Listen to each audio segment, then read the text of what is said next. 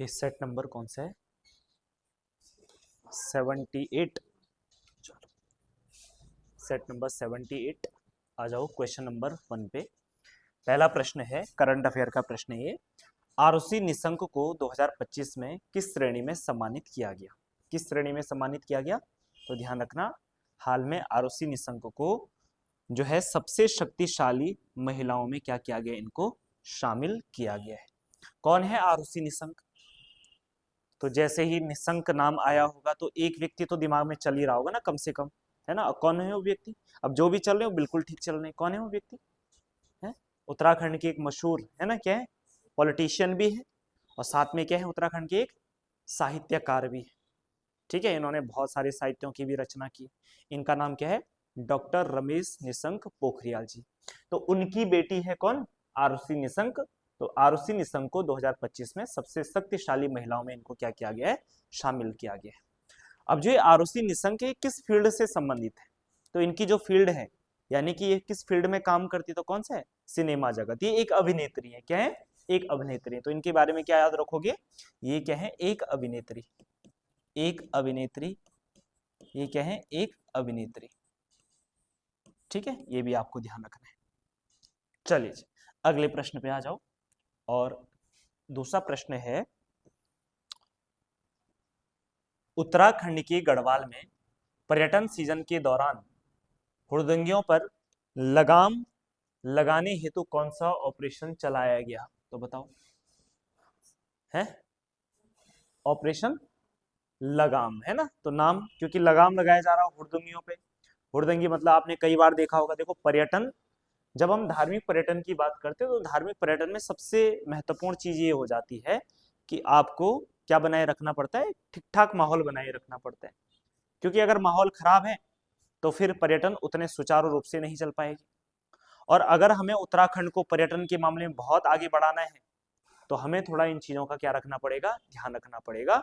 क्योंकि देखो, पर्यटन में फैमिली वाले भी आते हैं, हर प्रकार के लोग आते हैं, है ना?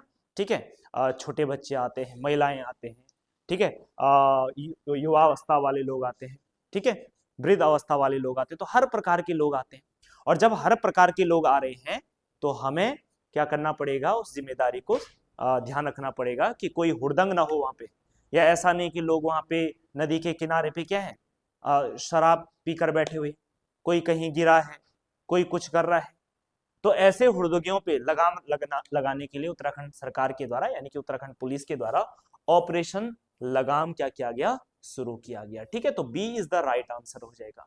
बाकी ऑपरेशन सिंदूर के बारे में आप जानते ही, क्या है ऑपरेशन सिंदूर? हाँ, तो हाल में ही किसके द्वारा, है ना, किसके द्वारा? मिलिट्री के द्वारा क्या चलाया गया? पाकिस्तान में बेस्ड जो आतंकवादी क्या है आपके संगठन है, उनको खत्म करने के लिए मिलिट्री के द्वारा चलाया गया क्या? हमारा ऑपरेशन। ठीक है, चलिए जी। इसके अलावा देखो, हमने कई सारे ऑपरेशन चलाए हमारी उत्तराखंड सरकार ने। जैसे एक ऑपरेशन है आपका ऑपरेशन मुक्ति। पिछली बार भी बताया था मैंने आपको, कौन सा? ऑपरेशन मुक्ति। और ऑपरेशन मुक्ति किससे संबंधित है? तो ऑपरेशन मुक्ति संबंधित है जो बच्चे क्या ले रहे हैं? भिक्षा ले रहे हैं। भिक्षा मतलब जो लोग क्या भीख मांग रहे हैं, जो बच्चे, है ना? तो भीख मांगते हुए बच्चों को या भिक्षावृत्ति को रोकने के लिए, ताकि बच्चों को हम क्या करें? सही शिक्षा दे पाए, सही पोषण दे पाए। आपने देखा होगा, आप जब सड़कों पे चलते तो कोई ना कोई बच्चा भीख मांगने आ जाता है ना? तो ऐसे बच्चों को हमें क्या करना? वहां से निकालना है। उनको भीख नहीं देनी, हमें क्या देना? उनको शिक्षा देना है। ठीक है, यानी कि भीख मत दो, क्या दो? शिक्षा दो। ये नारा भी लगाया गया। तो भिक्षावृत्ति से, बच्चों को भिक्षावृत्ति से रोकने के लिए यह ऑपरेशन चलाया गया, ऑपरेशन मुक्ति, भिक्षावृत्ति को रोकने के लिए। ठीक, इसके अलावा एक और operation, operation smile. Operation smile. और जो ऑपरेशन स्माइल है किस लिए चलाया गया था? ठीक है, कई बार आपने देखा होगा कि कई लोगों के अपने परिचित खो जाते हैं, अपने रिश्तेदार खो जाते हैं। और जब खोते हैं तो पूरा परिवार क्या हो जाता है? उदास हो जाता है। होता नहीं होता है ना? ढूंढ में लग जाते हैं, सब चिंतित हो जाते हैं। तो ऐसे में पुलिस के द्वारा एक ऑपरेशन चलाया गया। इसमें वो क्या करेंगे कि जो गुमशुदा लोग हैं, उन गुमशुदा लोगों की क्या करेंगे? ढूंढ करेंगे, खोज करेंगे, और उनको, उनके घर वालों को क्या करेंगे? उनको दिला देंगे, वापस दिला देंगे। जब घर वालों को वापस दिला देंगे तो घर वालों में क्या आएगी? खुशी आएगी, स्माइल आएगी ना। ठीक है, तो इसलिए इस ऑपरेशन का नाम क्या रखा गया, ऑपरेशन स्माइल। किस लिए, गुमशुदा लोगों को, गुमशुदा लोगों को उनको परिवार तक पहुंचाने के लिए यह ऑपरेशन चलाया गया। इसके अलावा एक और ऑपरेशन चलाया गया और ये ऑपरेशन था आपका कौन सा, ऑपरेशन जिंदगी। तो ऑपरेशन जिंदगी, ऑपरेशन जिंदगी कहां चलाया गया था, हाँ कहां पे चलाया गया था, सिलक्यारा में। देखो जो सिलक्यारा सुरंग है उत्तरकाशी में, वहां पे आपने देखा होगा जब सुरंग का निर्माण किया जा रहा था तो उस सुरंग में क्या हो गया था, एक पार्ट धंस गया था ना, और बहुत सारे मजदूर जो थे, लगभग कितने मजदूर, 41 मजदूर, 41 मजदूर उसी सुरंग में फंस गए थे। अब भाई अगर सुरंग बंद हो गई है तो सुरंग से निकालना कोई आसान बात नहीं है ना, बहुत कठिन कार्य है। तो फिर ऑपरेशन चलाया गया, ऑपरेशन जिंदगी, जो कि कई दिन, शायद 17 दिन तक चला था। 17 दिन तक मजदूर अंदर ही फंसे थे। कई नेशनल और जो इंटरनेशनल आपके क्या थे, सुरंग एक्सपर्ट थे, है ना, निकासी के लिए, उनके निकासी के लिए लोगों को लगाया गया। ठीक है, तो इस बचाव राहत में जो ऑपरेशन चलाया गया, इसी का नाम क्या दिया गया, ऑपरेशन जिंदगी, ताकि उन लोगों को वहां से बाहर निकाल पाए। ठीक है, तो ये था ऑपरेशन जिंदगी। किस लिए चलाया गया, सिलक्यारा में, सिलक्यारा सुरंग में फंसे मजदूरों को निकालने के लिए, ऑपरेशन जिंदगी। इसके अलावा एक ऑपरेशन है आपका ऑपरेशन संजीवनी। कौन सा है, ऑपरेशन संजीवनी। और ऑपरेशन संजीवनी जो है ये किस लिए चलाया गया, संजीवनी। देखो जैसे ही अगर संजीवनी दिमाग में आ रहा है तो संजीवनी का रिलेट कर पा रहे हैं आप, कहीं कहां कर पा रहे रिलेट संजीवनी को, है क्या, दवाई ना, क्योंकि संजीवनी क्या थे, भगवान क्या जब लक्ष्मण जी मूर्छित पड़ गए थे तो फिर कौन थे हमारे, हनुमान जी। ठीक है, हनुमान जी कहाँ गए थे, संजीवनी लेने गए थे ना। तो संजीवनी क्या है, मतलब जड़ी बूटी एक तरीके से, तो यानी कि इसका रिलेट आप वैसे भी कर सकते हैं। तो जो ऑपरेशन संजीव, अब देखो जैसे हनुमान जी गए ना दूर, है ना, दूर, बहुत दूर गए, कहाँ श्रीलंका रहे और कहाँ उत्तराखंड रह गया, है ना, संजीवनी पर्वत पे। ठीक, तो ऐसे ही आप ये समझिए कि जैसे बहुत ऊपरी वाले जो क्षेत्र, हमारी पहाड़ी क्षेत्रों में मेडिकल फैसिलिटी इतनी अच्छी है नहीं, तो इसलिए गवर्नमेंट क्या करिए, इन दूर दराज इलाकों में क्या करिए, मेडिकल फैसिलिटी पहुंचा रही है, ताकि लोग वहीं पे अपना मेडिकल चेकअप करके या वहीं पे डॉक्टर अवेलेबल करके, है ना, ऐसे वैन में पहुंचा दिया और फिर लोगों को जो जो दिक्कत है वहीं पे सॉर्ट आउट हो जाएंगे। आपने कई बार देखो गांव में गाड़ियां भी जाती है ना, डॉक्टरों की जाती हैं, तो फटाफट उसी दिन गांव वाले हर कोई अपना चेकअप करवा लेता है ना, वहीं डॉक्टर उनको दवाई भी दे देते हैं। तो इस तरीके से दूर स्थित क्षेत्रों में, है ना, दूर स्थित क्षेत्रों में किसकी व्यवस्था, मेडिकल व्यवस्था। ठीक है, यानी मेडिकल को पहुंचाना, ऑपरेशन आपका क्या हो जाएगा, संजीवनी हो जाएगा। राइट, चलिए जी। इसके अलावा अगर बात करें तो एक आप चलाया गया था ऑपरेशन ग्रीन हंट। कौन सा चलाया गया था, ऑपरेशन ग्रीन हंट। और जो ऑपरेशन ग्रीन हंट था, ठीक है, ये किस लिए चलाया गया, ग्रीन, ग्रीन मतलब ग्रीन की जब भी बात होती है तो ऑब्वियसली बात है पर्यावरण से संबंधित होता है या पेड़ पौधों से संबंधित होता है। तो ऑपरेशन ग्रीन हंट का मतलब है, हंट मतलब शिकार करना, ग्रीन का मतलब है कि यानी कि जो लोग क्या कर रहे हैं, पेड़ पौधों का अवैध कटान कर रहे हैं। ठीक है, तो पेड़ पौधों यानी कि जंगलों का जहां पे अवैध कटान हो रहा है, इन अवैध कटान को रोकने के लिए एक ऑपरेशन चलाया गया, उसी का नाम क्या था, ऑपरेशन ग्रीन हंट। ठीक है, तो जंगलों का अवैध कटान से रोकने के लिए, जंगलों को अवैध कटान से रोकने के लिए ऑपरेशन ग्रीन हंट चलाया गया। क्लियर इतनी बात, चलिए जी। इसके अलावा एक ऑपरेशन में आपको कई बार बता चुका हूं, ऑपरेशन बॉम्बी बकेट। बॉम्बी बकेट किस लिए चलाया गया था, ऑपरेशन बॉम्बी बकेट, बताओ, है नैनीताल में, है ना। आपने देखा होगा हमारी उत्तराखंड की एक बहुत बड़ी समस्या है, और वो समस्या क्या है, उत्तराखंड के जंगलों में ग्रीष्म ऋतु में आग लगना। आपने देखा होगा जैसे मई और जून का महीना आ जाता है, अप्रैल मई जून वाला जो महीना होता है, ये हमारे उत्तराखंड के पर्यावरण के लिए बहुत ही खतरनाक टाइम होता है। क्यों, क्योंकि इस टाइम पे वनों में सबसे बड़ी जो समस्या है वो है आग लगने की समस्या है। ऐसे ही पिछले साल जब हमारे नैनीताल वाले क्षेत्र में भयंकर आग लगी हुई थी, अब इस आग को तो बुझाना है, हालांकि आग पे काबू पाना इतना आसान नहीं है। ठीक है, तो इसीलिए नैनीताल के जंगलों में जो आग लगी थी, उस आग को बुझाने के लिए भारतीय वायुसेना के द्वारा एक ऑपरेशन चलाया गया। कौन सा, ऑपरेशन बॉम्बी बकेट। इसमें क्या किया गया कि जो उनका जहाज है, उस जहाज के माध्यम से क्या करेंगे, वो जैसे जो भी वहां पे ताल वगैरह ना, भीमताल, नैनीताल जो भी है, वहां से पानी का कंटेनर उठा करके जहाज और ऐसे ऊपर से जंगलों में फेंक देगा, है ना। तो कुछ हद तक इस पे क्या किए, आग पे काबू पाएगी। तो ये क्या हो जाएगा, नैनीताल में आग आग को बुझाने के लिए, आग को बुझाने के लिए, आग पे काबू पाने के लिए किसके द्वारा, वायुसेना के द्वारा चलाया गया ऑपरेशन है। तो ऑपरेशन हमारा क्या हो जाएगा, बॉम्बी बकेट हो जाएगा, ऑपरेशन बॉम्बी बकेट हो जाएगा। इसके अलावा देखो एक ऑपरेशन चलाया गया, ऑपरेशन क्लीन, ऑपरेशन क्लीन। और अगर ऑपरेशन क्लीन की बात करें तो देखो जो हरिद्वार वाला क्षेत्र है, हरिद्वार, और जो हमारा क्या है आपका ऋषिकेश वाला क्षेत्र है, यहाँ पे आपने देखा होगा पूरे साल भर बहुत ज्यादा भीड़ होती है। भीड़ होने की वजह क्या है, क्योंकि ये दोनों क्षेत्र धार्मिक दृष्टिकोण से बड़े महत्वपूर्ण है ना। हरिद्वार में गंगा मैया, यहाँ पे हमेशा आरती होती है, दुनिया भर के देश विदेश के लोग आते रहते हैं, यहाँ पे लाखों के श्रद्धालु यहाँ पे आते हैं।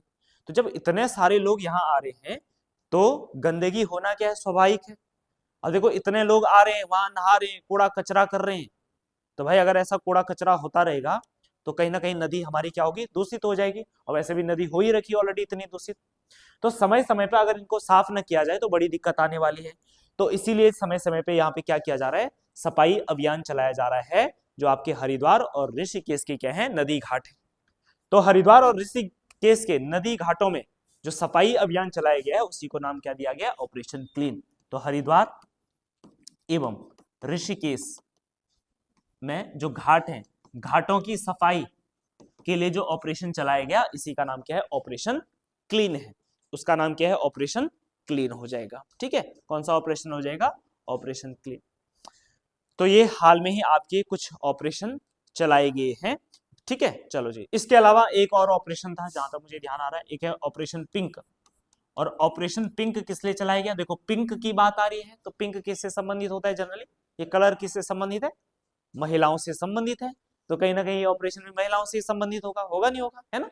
तो ऑपरेशन जो पिंक है, जनरली आपने देखा कई ऐसे क्या होते हैं, लोग होते हैं, ठीक है, जो सड़कों पे चलते हुए बसों में महिलाओं से क्या कर देते हैं, छेड़खानी कर देते हैं। तो इन छेड़खानियों को रोकने के लिए, उनको सख्त सजा देने के लिए यह ऑपरेशन चलाया गया, कौन सा, ऑपरेशन पिंक, ऑपरेशन पिंक। ठीक है, महिलाओं से छेड़खानी को रोकने के लिए, छेड़खानी को रोकने के लिए यह ऑपरेशन चलाया गया। ठीक, इसके अलावा कई सारे ऑपरेशन, पुराने ऑपरेशन, जैसे आपके ऑपरेशन राहत कहां पे चलाया गया, तो केदारनाथ में चलाया गया था। ऑपरेशन सूर्य होप कहां चलाया गया, केदारनाथ में चलाया गया था, जब केदारनाथ में आपदा आई थी। एक ऑपरेशन चलाया गया, ऑपरेशन केदार। तो ये ऑपरेशन किस लिए चलाया गया, अब क्योंकि देखो केदारनाथ में इतनी भयंकर आपदा आई, आपदा आने की वजह से बहुत ज्यादा त्रासदी हुआ, है ना। पूरे जो भी रोड, भवने, जो भी चीजें, जो भी इंफ्रास्ट्रक्चर था वो सारा क्या हो गया था, तहस नहस हो गया था। तो अब यहाँ पे रिक्वायरमेंट क्या थी कि केदारनाथ का क्या, पुनर्निर्माण, पुनर्विकास। तो अब क्योंकि देखो पुनर्विकास करना एक अलग बात है, एक तो ये कि आप बस करना है, अब मजबूरी है, करना तो है ही, लेकिन एक है कि बहुत बड़े लेवल पे करना है, क्योंकि भाई केदारनाथ में बहुत जल्दी हमें क्या करना है, पुनर्विकास करना पड़ेगा। क्यों, क्योंकि एक धार्मिक दृष्टिकोण से महत्वपूर्ण है ही, चार धाम यात्रा है, पर्यटन है, और अगर जल्दी यहाँ पे विकास न किया जाए तो ये सारी चीजें क्या हो सकती है, प्रभावित हो सकती है।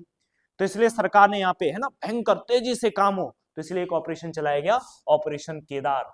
किस लिए चलाया गया, है ना, ताकि जो केदारनाथ में पुनर्निर्माण कार्य है वो बहुत तेजी से चले।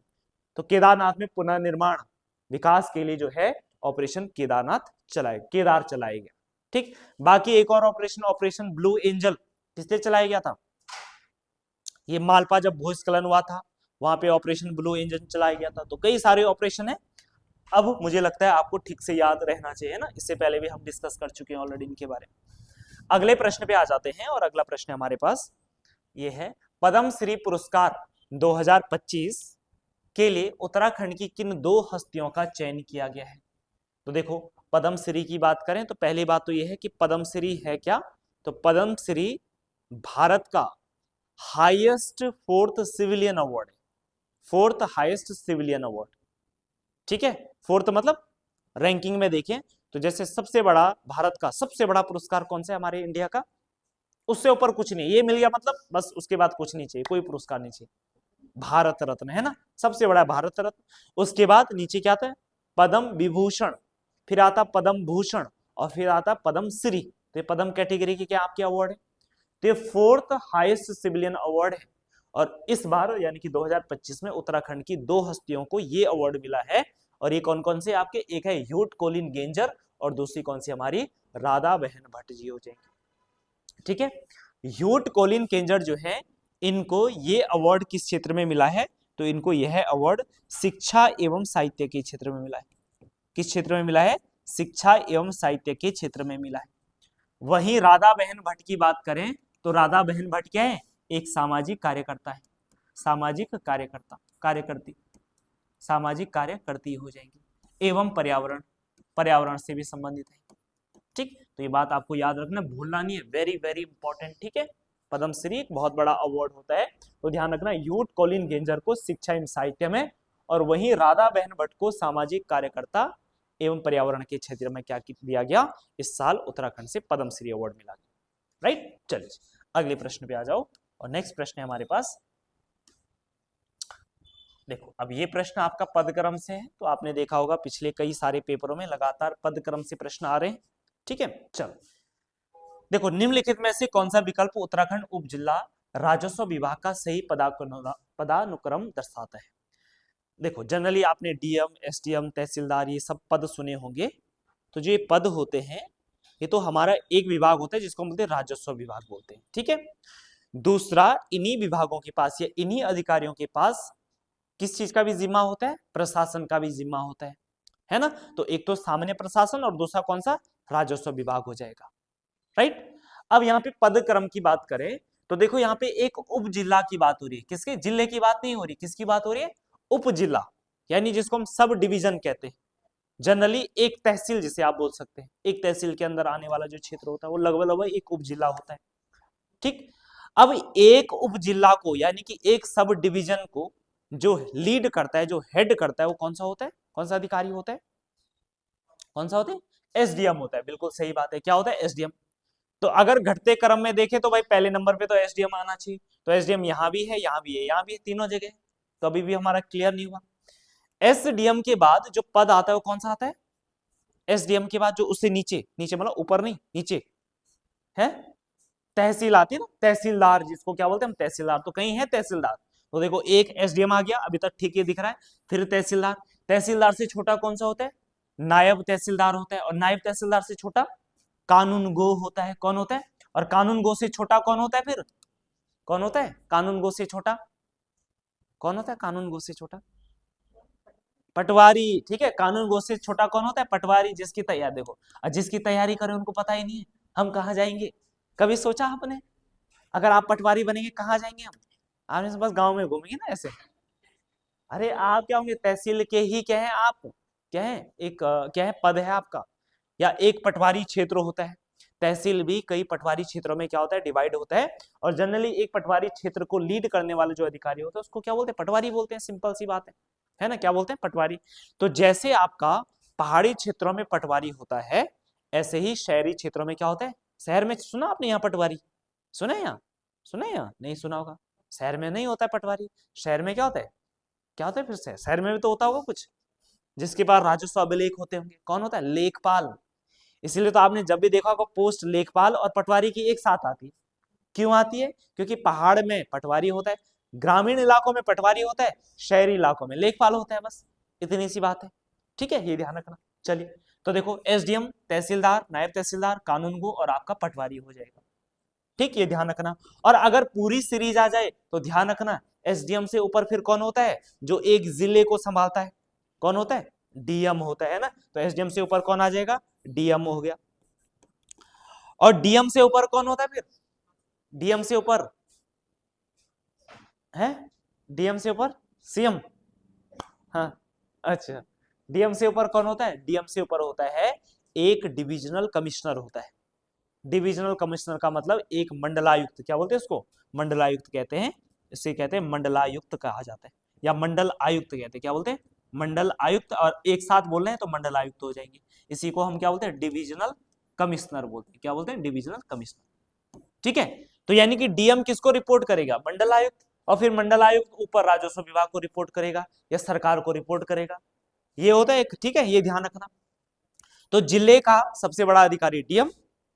और आपने देखा होगा कि जो जिले हैं 6-7 जिले, जैसे उत्तराखंड में 2 डिवीजन बने ना, गढ़वाल मंडल, कुमाऊं मंडल। गढ़वाल मंडल में कितने जिले हैं? 7 मंडल। कुमाऊं में कितने हैं? 6 जिले।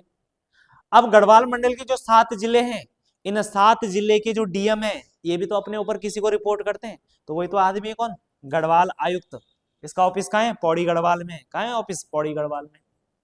ठीक, ऐसे कुमाऊं में कौन बैठता है? एक डिविजनल कमिश्नर बैठता है, ठीक है। और वहां का हेडक्वार्टर कहाँ है? नैनीताल में।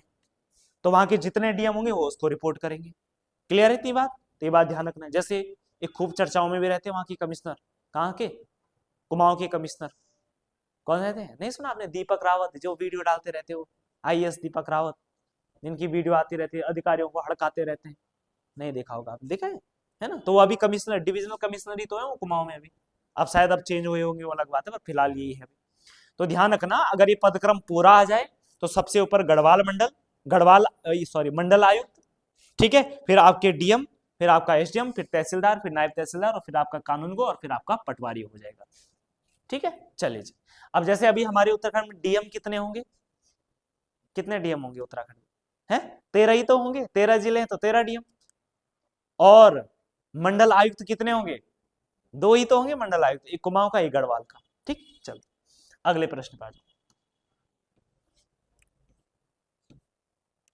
उत्तराखंड उच्च न्यायालय भवन का निर्माण किस शैली में हुआ है?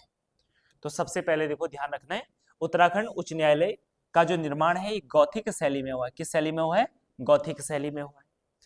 अब क्योंकि उत्तराखंड उच्च न्यायालय है, भवन है, तो इंपॉर्टेंट, बड़ा इंपॉर्टेंट है। क्यों? उसकी वजह क्या है? तो एक तो ये क्या है, ऐतिहासिक बिल्डिंग है ना। बिल्डिंग को लगभग 125 साल पूरे हो गए या होने वाले, लगभग 125 साल पूरे हो गए। तो ऐतिहासिक बिल्डिंग है। कई सारे इंपॉर्टेंट यहाँ पे ऑफिस रहे, अंग्रेजों की भी रही। जब आपकी क्या थी, यूपी, हमारा जब यूपी में आता था तो उस टाइम भी कुछ इंपॉर्टेंट ऑफिस थे। आज क्या है यहाँ पे? उत्तराखंड उच्च न्यायालय, तो हिस्टोरिक बिल्डिंग है, तो इसलिए ध्यान रखना। पहली बात तो आप ये याद रखोगे कि इसका निर्माण, या सबसे पहले नींव की बात करेंगे ना, इसकी नींव कब रखी गई थी? तो इसकी नींव रखी गई थी 1897 में। 1897 में इसकी नींव रखी गई थी, और वहीं इसका निर्माण कार्य जो है पूरा हुआ था कब? 1900 ईस्वी में। 1900 ईस्वी में यह भवन बनकर के क्या हो चुका था? आपका तैयार हो चुका था। वहीं निर्माण की बात करें तो इसका निर्माण किसने करवाया था? तो इसका निर्माण जो है किसने करवाया था? सर, कौन सी? सर, हाँ ठीक बोल रहे हो, संटोनी। हाँ, सर संटोनी मैकडोनाल्ड। सर संटोनी मैकडोनाल्ड हो जाएंगे, मैकडोनाल्ड हो जाएंगे, सर संटोनी मैकडोनाल्ड हो जाएंगे। इसका निर्माण इन्होंने करवाया था। वहीं देखो, भवन का निर्माण अगर कोई करवा रहा है तो भाई डिजाइन तो है ना, आर्किटेक्चर ही करेगा, करेगा नहीं करेगा? ठीक है। अब इस भवन के जो आर्किटेक्चर थे या जिन्होंने इसको डिजाइन किया था, उनका नाम था स्टीवंस और ऑर्टेल। इसका डिजाइन किसने करवाया? तो डिजाइन करवाया स्टीवंस एंड ऑर्टेल। स्टीवंस एवं ऑर्टेल ने इस भवन का क्या करवाया? डिजाइन करवाया। ठीक, चलो इतनी बात क्लियर है। ठीक, वहीं बाकी बात करें तो देखो, आज इसमें वर्तमान में क्या है? हमारा उच्च न्यायालय है। ठीक, बाकी नैनीताल में ही एक और महत्वपूर्ण भवन है, जिसका नाम क्या है? नैनीताल राजभवन। आपने सुना होगा, कई बार हमारे राज्यपाल जब नैनीताल कुमाऊं की यात्रा पे जाते हैं तो नैनीताल राजभवन में जरूर ठहरते हो, है ना। ठीक है, तो वो भी क्या हमारा राजभवन है। ठीक है, और वो राजभवन ध्यान रखना, वो राजभवन जो है किस शैली में बनाया गया? तो ये जैसे आपका बर्किंगम पैलेस है ना, जैसे इंग्लैंड का क्या है, बर्किंगम पैलेस है, वैसे ही आपका राजभवन बना है। अब राजभवन से मुझे याद आया कि हाल में ही अब राजभवनों का नाम राजभवन नहीं होगा। क्या होगा? क्या होगा फिर? हाँ, अभी सरकार ने ऑर्डर निकाला है ना कि अब राजभवनों का नाम राजभवन नहीं होगा। लोकपाल का जहां, लोकपाल नहीं, राज्यपाल का जहां निवास होता था प्रत्येक राज्य में, उसी को राजभवन बोलते थे। लेकिन अब इसका नाम राजभवन नहीं, क्या होगा? लोक भवन होगा। क्या होगा? लोक भवन, है ना। अब क्यों ऐसा किया? इसलिए किया क्योंकि राजभवन बोलने से ऐसा याद राजा वाली फीलिंग आ रही है। तो सरकार का कहना है ये राजा राजा बनने नहीं आया तुम यहाँ, आप क्यों आए यहाँ? लोगों को देखने, लोगों का कल्याण करने के लिए आए रखे यहाँ पे, है ना। यहाँ कोई राजा रोजा था, हम मतलब आम जनता के सबसे बड़े नौकर हुआ। लोक मतलब आम जनमानस होता है। लोक आपने देखा होगा जनरली पॉलिटिक्स शब्द बार बार यूज होता है। लोक, लोक का मतलब क्या होता है? जनमानस, वहां की जनता, सामान्य लोग। ठीक है, चले जी, तो इसका नाम क्या होगा? लोक भवन हो जाएगा। तो उत्तराखंड, अब जो आज देहरादून में पहले राजभवन सुनते थे ना, अब राजभवन सुनने को नहीं मिलेगा, क्या मिलेगा? लोक भवन। ठीक, चलो अगले प्रश्न पे। नेक्स्ट प्रश्न है, निम्नलिखित में से संविधान के 73वें संशोधन में सम्मिलित है? चलो जी बताओ, 73वां संविधान संशोधन में क्या सम्मिलित है?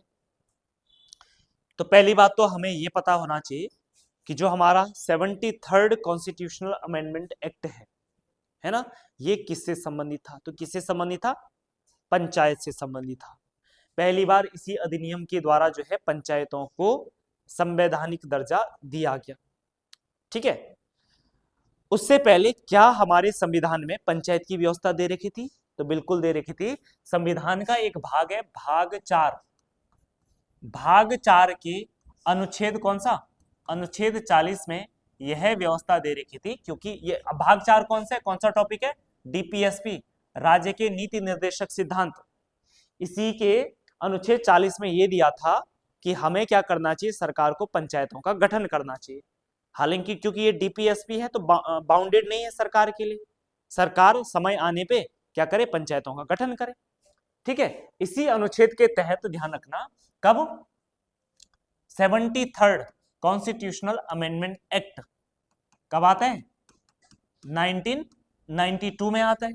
इसी के तहत पंचायतों को क्या दिया गया? पंचायतों को संवैधानिक दर्जा दिया गया, संवैधानिक दर्जा दिया गया। ठीक है, तो अधिनियम तो आ गया। अब अधिनियम को लागू करने में थोड़ा समय लगता है, इसीलिए पंचायत व्यवस्था जो लागू की गई वो की गई कब? 24 अप्रैल 1993 को क्या किया गया? पंचायत लागू की गई। और इसीलिए ध्यान रखना 24 अप्रैल को क्या मनाया जाता है? पंचायती राज दिवस मनाया जाता है। पंचायती राज दिवस मनाया जाता है, राइट? पंचायती राज दिवस मनाया जाता है। इतनी बात क्लियर है? अगर इतनी बात क्लियर है तो फिर हम आगे बढ़ते हैं। ठीक है, तो ध्यान रखना, हमारे उत्तराखंड में अगर बात करें, देखो हमारे उत्तराखंड में पंचायत की त्रिस्तरीय व्यवस्था लागू है। एक गांव के लेवल पे, दूसरा जो आपका ब्लॉक है ब्लॉक का स्तर पे, और तीसरा जिला स्तर पे। इसी को त्रिस्तरीय पंचायती राज व्यवस्था कहते हैं। तो त्रिस्तरीय पंचायती राज व्यवस्था में देखो, एक ग्राम पंचायत तो होगा ही होगा, दूसरी जो ब्लॉक स्तर पे होती है उसको क्या बोलते हैं? क्षेत्र पंचायत बोलते हैं। और जिला स्तर पे कौन सी होती है? जिला पंचायत होती है। तो इसका मतलब अगर कोई एक नहीं तो कौन सा नहीं? नगर पंचायत। नगर पंचायत कैसे हो जाएगा ना? नगर पंचायत तो नगरीय स्वशासन में आ जाएगा, जो कि 74th कॉन्स्टिट्यूशनल अमेंडमेंट एक्ट के तहत होगा, जहां पे क्या होगा? नगरों की भी अपनी सरकार होगी। और नगर पंचायत हम किसे बोलते हैं? जनरली जो आपकी छोटी छोटी पंचायतें होती है ना, जो छोटे छोटे शहर होते हैं, जो अब शहर बन रहे हैं।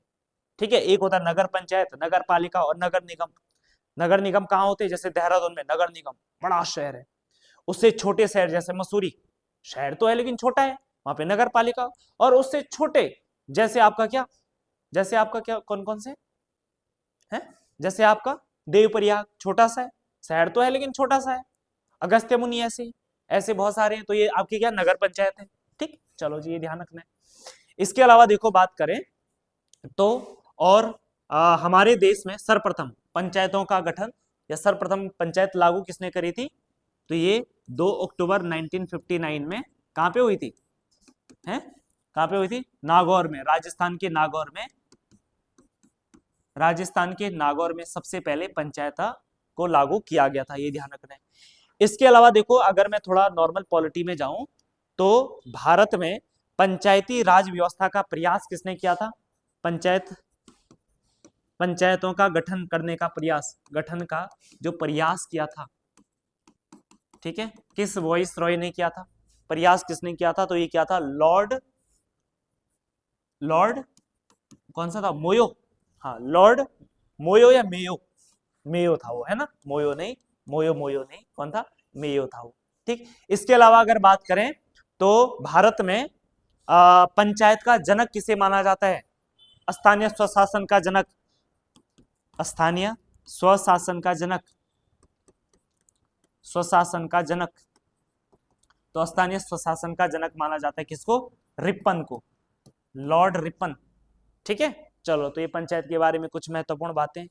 इसके अलावा कुछ महत्वपूर्ण अनुच्छेदों की बात करें तो जैसे 243 डी है, तो ये किससे संबंधित है, आरक्षण से संबंधित है। ठीक है, डी के बाद क्या था, ई, ई की बात करें तो ई किससे संबंधित है, तो ये इनकी अवधि कार्यकाल से संबंधित है, 5 साल का कार्यकाल होता है।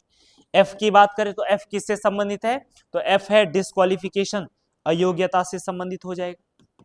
ठीक है, इसके अलावा अगर जी की बात करें तो जी किससे संबंधित है, कार्य एवं शक्ति से संबंधित है, कार्य एवं शक्ति से संबंधित हो जाएगा। जी के बाद क्या आता है, उसके बाद जो महत्वपूर्ण है आई, आई ध्यान रखना, आई किससे संबंधित है, वित्त आयोग से संबंधित है। और उसके अलावा एक जो महत्वपूर्ण है, कई बार पेपर में आ जाता है के किससे संबंधित है, निर्वाचन आयोग, राज्य निर्वाचन आयोग से संबंधित है। ये भी बात ध्यान रखनी है आपको। ठीक है, चलो अगले प्रश्न पे आ जाओ। बसंत ऋतु की चांदनी रात में स्त्री पुरुषों द्वारा किया जाने वाला चांचरी श्रृंगारिक नृत्य को कुमाऊं में किस नाम से जाना जाता है, तो ये झोड़ा नाम से जाना जाता है। किस नाम से जाना जाता है, झोड़ा नाम से जाना जाता है। ठीक है, चलो जी, बाकी देखो जो चांचरी नृत्य में कई बार बता चुका हूं आपको, जो गढ़वाल और कुमाऊं का मध्य क्षेत्र है, ठीक है, वहां पे जो है चांचरी नृत्य किया जाता है। और स्पेशली जो उत्तरायणी मेला होता है, उत्तरायणी मेले के अवसर पे क्या किया जाता है, आपका चांचरी नृत्य किया जाता है उत्तरायणी मेले के अवसर पे। बाकी बहला बहला नृत्य तो खेला ही होगा आपने, खेला है बहला बहला नृत्य, बहलो बहलो, है ना। ठीक है, इसमें क्या किया जाता है, लकड़ी का गड्ढा बनाया, क्या बनाया जाता है, क्या बोले, गड्ढा ही बोलेंगे, हाँ गट्ठा, अच्छा गट्ठा, गड्ढा नहीं, लकड़ी का गट्ठा बनाया जाता है ना, गट्ठा बनाकर उसको बांध दिया और फिर उस पर मिट्टी तेल डाल दिया या जो भी डाल दिया, या अगर जैसे वो है चीड़ वाला है तो फिर आपको जरूरत ही नहीं पड़ेगी, है ना, फिर जला दिया और बेलो बेलो खेलते रहो, है ना। ठीक है, चलो जी, तो ये आपका बहला नृत्य किस अवसर पे होता है, दीपावली के अवसर पे। सिपहिया नृत्य जो है कब होता है, सिपहिया नृत्य, तो सिपहिया नृत्य जो होता है जनरली आपका क्या हो जाएगा, देश प्रेम, सिपाही है ना, देश प्रेम से संबंधित हो जाएगा तो सिपहिया नृत्य हो जाएगा। इसके अलावा बाकी नृत्यों में बात करें तो एक नृत्य अगर आप लिखना चाहो तो एक नृत्य आप लिख सकते हैं, जैसे गढ़वाल क्षेत्र में एक गीत गाए जाते हैं, नृत्य होता है सदैई गीत। सदैई गीत किस लिए होते हैं, ये भाई बहन के प्रेम पे आधारित गीत होते हैं, भाई बहन के प्रेम पे आधारित गीत होते हैं आपके, कौन से, सदैई होते हैं। वहीं इसके अलावा ध्यान रखना एक होता है लाली गीत। लाली गीत जो होता है ये आपका एक प्रकार का ऋतु गीत होता है। कैसा गीत होता है, ऋतु गीत होता है, कौन सा, लाली गीत हो जाएगा। इसके अलावा ठुल खेल गीत बताया था एक बार पेपर में पूछा हुआ मैंने, ठुल खेल गीत ये कब होता है, जन्माष्टमी के अवसर पे, जन्माष्टमी के अवसर पे पुरुषों के द्वारा ये गीत गाए जाते हैं। और जनरली गीत जो है रामायण के प्रसंगों से संबंधित होते हैं। ठीक, चलो जी, इसके अलावा एक गीत होता है कफुआ गीत, कफुआ गीत, और कफुआ गीत जो है सोमेश्वर भगवान की स्तुति में गाया जाता है, सोमेश्वर देवता की स्तुति में यह गीत गाया जाता है। बाकी गीत नृत्य हम कई बार कर चुके हैं। अगला प्रश्न, इस प्रश्न में 2 कथन दिए गए हैं और दोनों कथनों का आपको विचार करना है, फिर सही आंसर बताना है। सबसे पहले देखो यहाँ पे, ढोली तांबा धातु व साल की लकड़ी से बना राज्य का प्रमुख वाद्य यंत्र है। सही बात है, नहीं है, अच्छा क्यों नहीं है, क्या दिक्कत होगी इसमें, है तांबा दिक्कत होगी, तांबा कैसी दिक्कत होगी, तांबे के भी बने होते हैं, साल की धातु के भी बने होते हैं। ठीक है, हाँ ठीक है, दोनों होते हैं, तो तांबा का भी होता है और साल की लकड़ी का भी होता है। ठीक है, बाकी जहाँ पे जो पुड़ी होती है, जो एरिया बजाया जाता है वो किसके होता है, चमड़ी का होता है। ठीक है, तो पहला कथन बिल्कुल हमारा सही, एक शब्द ने खराब कर दिया, तांबा, आपको लगा तांबा तो नहीं, तांबा भी होता है, ऐसी बात नहीं। कथन 2 है, ढोल की भांति दमाऊ भी राज्य का प्राचीनतम वाद्य यंत्र है, तथा इनको बजाने वाले औजी, ढोली या दास या बागजी कहते हैं। सही बात है, बिल्कुल सही बात है, यानी कि कथन दोनों सही है, 1 और 2 इज द राइट आंसर हो जाएगा, यानी कि सी इज द राइट आंसर हो जाएगा। बाकी देखो ढोल के बारे में हम कई बार चर्चा कर चुके हैं, लेकिन मैं एक अलग चीज बताऊंगा आप ढोल के बारे में, ठीक है। ठीक है, बाकी क्या चर्चा हम कर चुके हैं कि ढोल राज्य वाद्य यंत्र है, भंडारी समिति 2015, है ना, और क्या है, हमारे राज्य का प्रमुख वाद्य यंत्र है, तो हम बार बार कर चुके हैं, कोई बात नहीं। आज हम थोड़ा ढोल की तालों की बात करेंगे कि कौन सी तालें कब बनाई जाती है। सबसे पहले आपको ये ध्यान रखना कि रात्रि का जो अंतिम पहर होता है, रात्रि का अंतिम पहर, रात्रि के अंतिम पहर में जो उत्सव होता है, रात्रि के अंतिम पहर में, ठीक है, जो मंगल उत्सव होता है, मंगल उत्सव होता है, ठीक है, उस टाइम पे ढोल की जो ताल बजाई जाती है उसको बोलते हैं नौबत। क्या बोलते हैं? नौबत ताल कहते हैं। क्या बोलते हैं? नौबत ताल कहते हैं।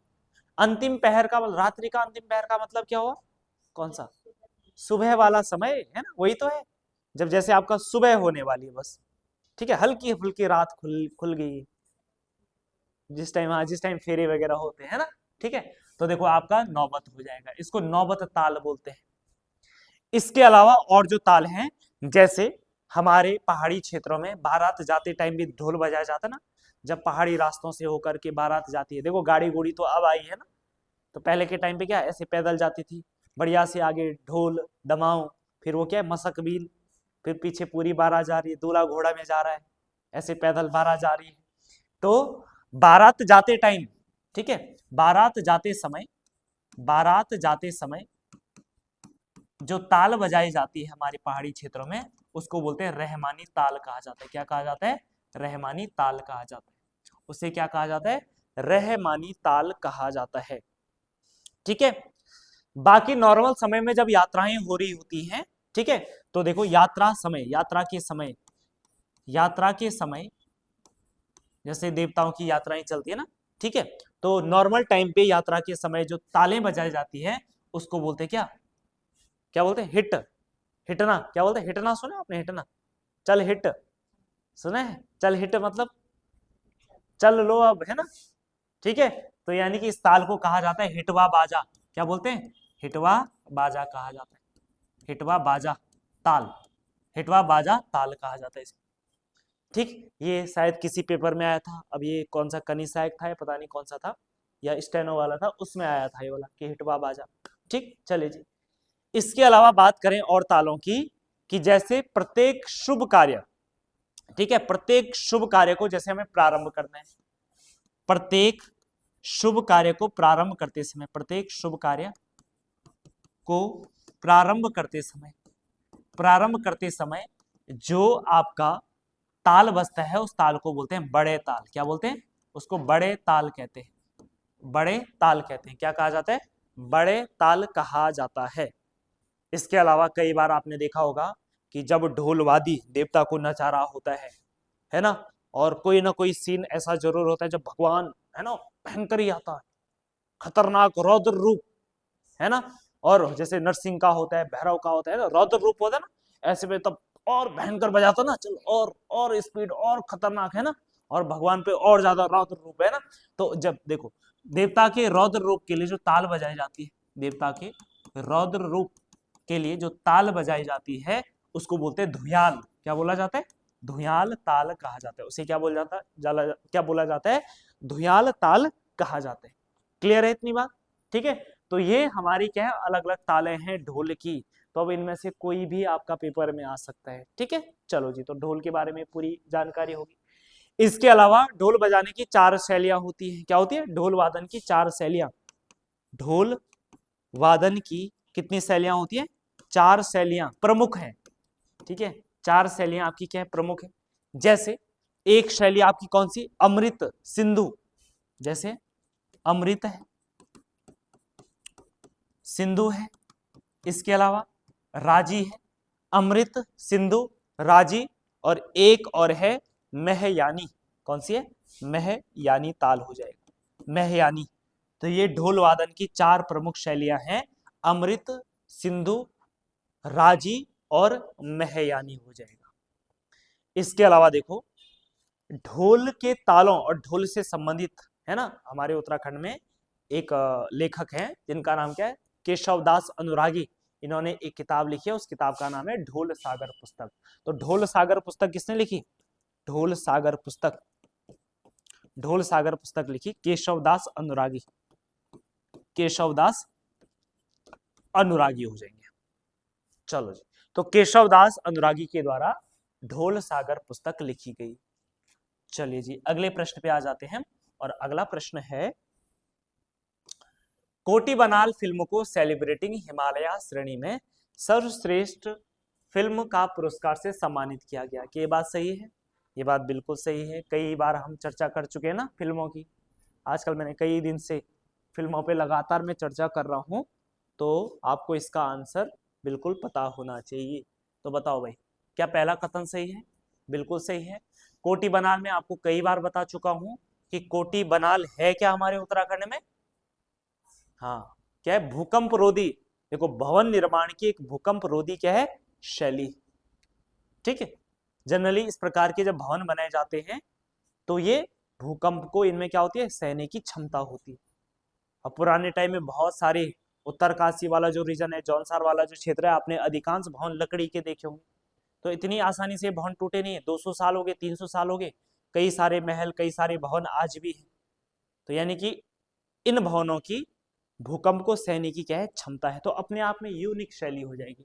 तो ये कथन बिल्कुल सही है कि अभी हाल में ही एक फिल्म आई थी कोटी बनाल, जो इन्हीं भवनों पर आधारित थी। इस फिल्म को सेलिब्रेटिंग हिमालय श्रेणी में सर्वश्रेष्ठ पुरस्कार मिला। ये बात बिल्कुल ठीक है।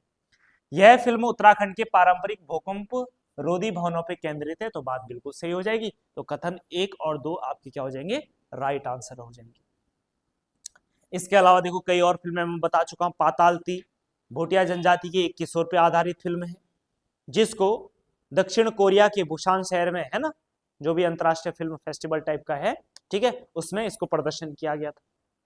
बाकी एक था गांव, घोस्ट विलेज पे आधारित है, सृष्टि लेखरा की ये क्या फिल्म है, ठीक है। इसके अलावा आपका पितरकोड़ा गढ़वाल की संस्कृति पर आधारित यह फिल्म है ना। इसके अलावा सुबेरो घाम जो फिल्म है, ये किस पे आधारित है? रोजगार की तलाश में जो युवा बाहर नशे में क्या हो चुका है, अपनी जिंदगी खराब कर रहे हैं, बर्बाद हो चुका है, उस युवा की कहानी है।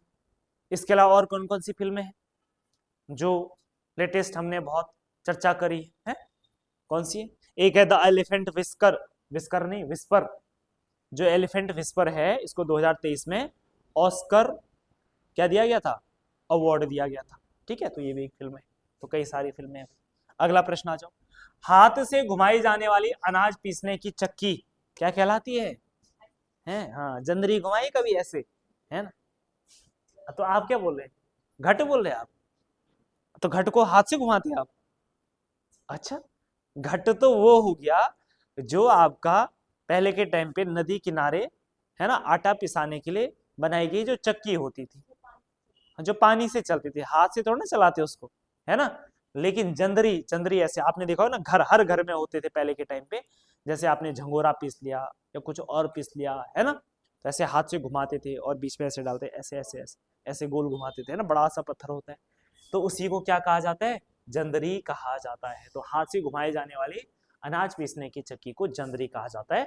घट पहले जो है आपके नदी किनारे बनाए जाते थे, ये आपके पानी से चलने वाली घराट हुआ करते थे। ठीक है, चलो जी। बाकी गारा जानते हैं आप? गारा क्या होते हैं? छोटे छोटे जो पत्थर होते हैं, उन्हीं को क्या कहा जाता है? गारा कहा जाता है। अलवाड़ सुने? अलवाड़ क्या होते हैं? अलवेड़ी सुने आपने? नहीं सुने हैं? किसके लिए? नहीं नहीं नहीं नहीं, लवाड़ नहीं सुना होगा आपने। सिल होता है, सिलबट्टा, सिलबट्टा का जो पत्थर होता है जिससे पीसते हैं, उसी को तो बोलते हैं लवाड़ या लुएड़ कहा जाता है। ठीक है, ये ध्यान रखना। नहीं पता? नहीं बोलते आपके इधर? सिल और बिट्टा, सिलबट्टा होता है ना, सिलबट्टा, है ना, सिलबट्टा। तो सिल और सिल तो वो हो गया, और बट्टा जो भी है ना, तो सिलबट्टा हो गया वो जो एक तो होता है जिसपे पीसते हैं, और एक ऊपर वाला पत्थर। तो जिस पत्थर से ऐसे पीसा जाता है ना, उसको बोला जाता है लवाड़ या लुएड़ कहा जाता है उसको। ठीक है, ये ध्यान रखना आपको। ठीक, हाँ, नहीं पता था आपको? अच्छा जी, अच्छा अच्छा, चलो कोई बात नहीं, आज पता चल गया है। ठीक है, इसीलिए क्लास है ना, नई नई चीजों का पता करने के लिए। इसके अलावा देखो कुछ और शब्द हमारे पास किससे संबंधित, किससे संबंधित, पत्थर से संबंधित है। जैसे आपका जब बड़ा पत्थर हो, बड़ा पत्थर देखो, गारा तो क्या होते हैं, छोटे पत्थर होते हैं। अब जैसे मान लो एक है बड़ा पत्थर, बड़ा बड़ा सा पत्थर, बड़े से पत्थर को क्या बोलते हैं, बड़ा पत्थर। बड़ा पत्थर को कहा जाता है डांग। क्या कहा जाता है, डांग कहा जाता है। बड़े पत्थर को क्या कहा जाता है, डांग कहा जाता है। इसके अलावा आपने कई बार देखा होगा कि चिनाई के लिए हमें छोटे समतल पत्थर चाहिए होते चिनाई के लिए। जब पहले के टाइम पे पत्थरों की चिनाई होती थी, तो चिनाई के लिए ना बीच में गैप फिल करने के लिए पतले से पत्थर चाहिए होते थे समतल। उनको क्या बोलते हैं, उनको बोलते हैं छापला। उनको क्या बोलते हैं, छापला। ठीक है, चिनाई के लिए, चिनाई के लिए पतले छोटे पत्थर, छोटे पत्थर, ठीक, छापला हो जाएगा। ठीक, जैसे मिस्त्री बोलते हैं अरे ला रे छापला ला, है ना, ठीक है, तो वो पतले कर लेते हैं, छापला हो गया। इसके अलावा छापला के अलावा आपका जैसे एक हो गया आपका कौन सा, आपने जैसे सुना होगा छुलतरा, एक होता है छुलतरा। क्या होता है, छुलतरा। अभी छुलतरा क्या हुआ, छुलतरा सुने, छुलतरा क्या होता है, नहीं सुने। तो छुलतरा वो पत्थर होते हैं, जैसे आपने कई बार देखा होगा, जैसे हमें दो दीवारों को ज्वाइंट करना है ना, या दो पत्थरों को आपस में ज्वाइंट करना है, तो ज्वाइंट करने के लिए ना बीच में एक ऐसा, जैसे मान लो ये चिनाई चल रही है, ठीक है, ये जैसे चिनाई चल रही है, तो चिनाई ऐसे हो रही है, ये चल रही चिनाई। अब क्योंकि भविष्य में हमें इधर भी बनाने हैं, तो बीच बीच में ऐसे पत्थर छोड़ देते हैं, ऐसे बीच बीच में, ताकि वो बॉन्ड, ये बॉन्डिंग अच्छे से बनी रहे, है ना। तो उसी को छुलतरा कहा जाता है। क्या कहा जाता है, छुलतरा। तो चिनाई में जोड़ के लिए जो पत्थर प्रयोग किए जाते हैं, चिनाई में जोड़ के लिए जो पत्थर क्या किए जाते हैं, यूज किए जाते हैं, उनको छुलतरा कहा जाता है। क्या कहा जाता है, छुलतरा कहा जाता है। इसके अलावा एक पत्थर होता है पलेथरो। क्या बोलते हैं, पलेथरो, पलेथरो या पलियोन, या पलियोन भी कहा जाता है। ठीक है, तो पलियोन मतलब क्या, पलियोन, पलियोन या पलियोन या पनियोन, क्या होता है पलियोन। जैसे आप दरांती है ना, दरांती को पैना करते हैं ना, किसी पत्थर पे जब आप दरांती को क्या करते हैं, पैना करते हैं ना, तो उसी पत्थर को क्या बोला जाता है, पलेथरों या पलियोन कहा जाता है। तो धार तेज करने वाले जो पत्थर होते हैं, धार तेज करने वाले जो पत्थर होते हैं, उनको पलेथरों या पलियोन कहा जाता है। क्या कहा जाता है, पलेथरों या पलियोन कहा जाता है। इसके अलावा अगर आपने सुना हो तो एक शब्द होता है ढुंगियाण। ढुंगियाण सुने, ढुंगियाण, ढुंगियाण क्या होता है, जहां ढूंगे ही ढूंगे होते हैं। और ढूंगा क्या होता है, पत्थर को ढूंगा बोलते हैं। तो जहां ढूंगा ढूंगा यानी पत्थर पत्थर होते हैं, उसी स्थान को क्या बोलते हैं, ढुंगियाण कहा जाता है। ठीक है, अच्छा कभी गांव में अगर आपने नदी पार की होगी, है ना, तो नदी पार करने के लिए लोगों ने क्या रखे रहते, पत्थर रखे रहते ना। नदी को पार करने, छोटी नदी है तो नदी को पार करने के लिए पत्थर, बड़े बड़े पत्थर रखे रहते हैं। उन पत्थरों को क्या कहा जाता है, ठपगणा कहा जाता है। उनको क्या बोलते हैं, ठपगणा। तो नदी पार करने के लिए जो पत्थर रखे जाते हैं उनको ठपगणा, नदी पार करने के लिए, नदी पार करने के लिए जो पत्थर रखे जाते हैं उनको ठपगणा कहा जाता है। उन्हें क्या कहा जाता है, ठपगणा कहा जाता है। चले जी, इतनी बात क्लियर है। चलो अब अगले प्रश्न पे आ जाओ। नेक्स्ट प्रश्न है, देखो केदार को आपस में आपको मिलाना है, तो सबसे पहले देखो इधर आ जाओ। तुंगनाथ की बात करें तो तुंगनाथ का शीतकालीन आवास कहाँ है, कहाँ है, मक्कू मठ। ठीक है, मक्कू मठ का मार्कंडेय मंदिर है। रुद्रनाथ का कहां पर है, तो रुद्रनाथ का आपका गोपेश्वर का गोपीनाथ मंदिर हो जाएगा। मदमहेश्वर का शीतकालीन आवास उखी मठ का ओंकारेश्वर मंदिर हो जाएगा। और कल्पेश्वर का, तो कल्पेश्वर क्या हो रहता है, हमेशा खुला रहता है। और केदारनाथ का शीतकालीन आवास भी कहां हो जाएगा, ओंकारेश्वर मंदिर उखी मठ हो जाएगा। ठीक है, तो 2 3 4, 2 3 4 1, ए वाला आपका राइट आंसर हो जाएगा। अगला प्रश्न, उत्तरकाशी में प्रतिवर्ष चैत्र मास की कृष्ण पक्ष की त्रयोदशी तिथि को निम्नलिखित में से कौन सी एक दिवसीय पौराणिक विधान वाली यात्रा प्रारंभ होती है। तो उत्तरकाशी में प्रतिवर्ष जो है, जो एक दिन वाली पौराणिक यात्रा होती है, वह यात्रा देखो, अगर वैसे भी नहीं पता चल रहा तो आपको पता होना चाहिए वरुणावत पर्वत कहाँ है, उत्तरकाशी में है, तो बस आपका डी वाला करेक्ट हो जाएगा, वारुणी पंचकोसी यात्रा। वारुणी पंचकोसी यात्रा जो है ये लगभग आपकी 15 किलोमीटर की यात्रा है। कितने किलोमीटर की यात्रा है? 15 किलोमीटर की यात्रा है, और एक दिन में ही ये समाप्त हो जाती है। यात्रा की बात करें तो यात्रा जो है आपकी वरुणा नदी वो भगीरथी के संगम से शुरू हो जाती है, भगीरथी के संगम से शुरू होती है, और यह यात्रा कहाँ जाती है? वरुणावत पर्वत की ओर जाती है, वरुणावत पर्वत तक जाती है, वरुणावत पर्वत तक की यह क्या होती है? हमारी यात्रा होती है। बाकी अन्य यात्राओं की बात करें तो जैसे पवाली काठा केदार यात्रा है, पवाली काठा केदार यात्रा ये 29 किलोमीटर की यात्रा है। ठीक है, यात्रा भी जनरली आपका जो है सितंबर माह, अगस्त सितंबर माह में आयोजित की जाती है। यात्रा जो है आपका माटिया बुग्याल हो गया, कहाँ हो गया? माटिया बुग्याल है। इसके अलावा पवाली काठा बुग्याल है, पवाली काठा बुग्याल हो गया। फिर रुद्रप्रयाग के त्रिजुगी नारायण हो गया, त्रिजुगी नारायण होते हुए लास्ट में कहाँ पहुंचती है? केदारनाथ पहुंच जाती है। तो यानी कि यह टिहरी गढ़वाल और रुद्रप्रयाग में होने वाली यात्रा है। देवोरा यात्रा की बात करें तो यह यात्रा आपकी पिथौरागढ़ में इस यात्रा का आयोजन किया जाता है। 1 साल 1.5 साल तक इसमें यात्री जो है विभिन्न धार्मिक स्थलों की क्या करते हैं? यात्रा की जाती है। और जनरली इस यात्रा में जो ध्यानी होती है वो ध्यानी क्या करती है? यात्रियों को भातु खिलाती है। क्या खिलाती है? भातु खिलाती है। सहस्त्र ताल महासर ताल यात्रा की बात करें तो ये आपका कहाँ पे हो जाएगा? टिहरी गढ़वाल में हो जाएगा। ठीक है, तो ये आपका बूढ़ा केदार से शुरू होकर के आपकी सहस्त्र ताल पहुंचती है। चलो अगला प्रश्न, निम्न 2 नदियों के संगम पर जौलजीबी मेला लगता है। तो किन 2 नदियों के संगम में लगता है? तो आपका काली एवं गोरी के संगम पे यह मेला लगता है। जौलजीबी में कई बार बता चुका हूं कि 1914 में अस्कोट के राजा थे कौन? गजेंद्र बहादुर पाल, गजेंद्र बहादुर पाल के द्वारा इसका क्या की गई थी? शुरुआत की गई थी। अगला प्रश्न, रणवीर सिंह बिष्ट किस क्षेत्र से जुड़े हैं? तो रणवीर सिंह बिष्ट जो है ये चित्रकार से क्या है? संबंधित है, चित्रकला से संबंधित ये हमारे राज्य में एक महत्वपूर्ण चित्रकार हुए हैं। और रणवीर सिंह नेगी की बात करें तो रणवीर सिंह नेगी कहाँ के रहने वाले थे? ये लैंसडाउन, लैंसडाउन मतलब कहाँ हो जाएगा आपका? पौड़ी गढ़वाल हो जाएगा। तो ये लैंसडाउन के रहने वाले थे, महत्वपूर्ण चित्रकार हैं। 1991 में भारत सरकार के द्वारा इनको पद्मश्री अवार्ड दिया गया, पद्मश्री अवार्ड।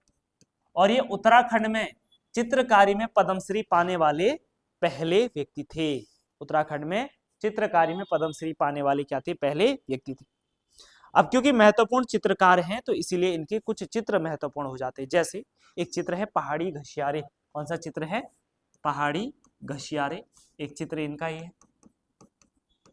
ठीक है, इसके अलावा पहाड़ी लोक नृत्य, पहाड़ी लोक नृत्य एक चित्र इनका ही है। इसके अलावा अगर बात करें तो और चित्रों में जैसे आपका मकबरा, कौन सा है? मकबरा, एक है मकबरा, एक है अंतिम यात्रा। ठीक है, मकबरा हो जाएगा, अंतिम यात्रा हो जाएगा। तो ये इनके प्रमुख क्या हो जाएंगी? क्या हो जाएंगे इनके प्रमुख? क्या हो जाएंगे इनके? ये प्रमुख चित्र हैं। ऐसा मत समझना कि कोई ये साहित्य लिखा गया नाटक होगा, कहानी बना, ये सब क्या इनके चित्र है।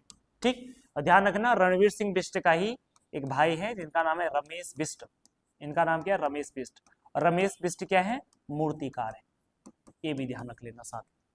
अगले प्रश्न पे आ जाओ, निम्न में से लीलाधर जगोड़ी जी की रचनाएं कौन सी हैं?